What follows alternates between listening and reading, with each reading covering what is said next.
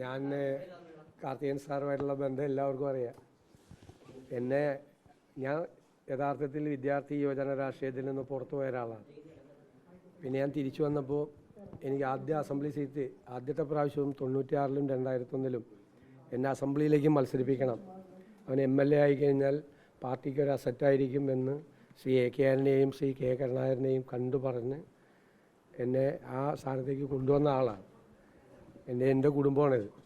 ഞാൻ പറയാറുണ്ട് ശബരിയോട്, ഞാനാണ് ഇവിടുത്തെ മൂത്തയാൾ, നീ കണ്ണന് ഇളയ ആളുകളാണെന്ന് പറയാറുണ്ട്. ടീച്ചർ അതുപോലെ തന്നെ ഒരു വാത്സല്യം എന്നോട് എല്ലാ കാലത്തും കാണിച്ചിട്ടുണ്ട്. ഞാൻ അദ്ദേഹത്തിൻ്റെ വിരൽത്തുമ്പിൽ തൂങ്ങിയാണ് നടന്നിരുന്നത്.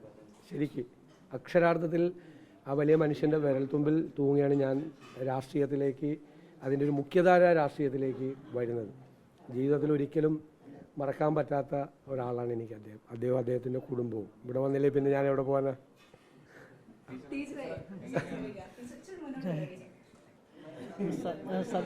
സതീശൻ പറഞ്ഞ പോലെ ഞങ്ങൾക്ക് 2 ആൺമക്കളാണ്.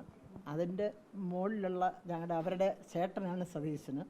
പിന്നെ നിങ്ങൾക്കൊക്കെ സതീശൻ മുഖ്യമന്ത്രിയായിരിക്കാം ഇപ്പോഴ്, അല്ലേ? പലർക്കും പലതായിരിക്കാം. പക്ഷേ സതീശൻ എനിക്കും കാർത്തിക സാറിനും ഞങ്ങളുടെ മൂത്ത മകനാണ്. എനിക്ക് തോന്നി സതീശൻ്റെ കഴിവുകൾ, സതീശൻ എന്നതൊക്കെ ചെയ്യാൻ പറ്റും എന്ന് ആദ്യം എനിക്കൊന്ന് തിരിച്ചറിഞ്ഞ ഒരാൾ GK ആയിരിക്കും.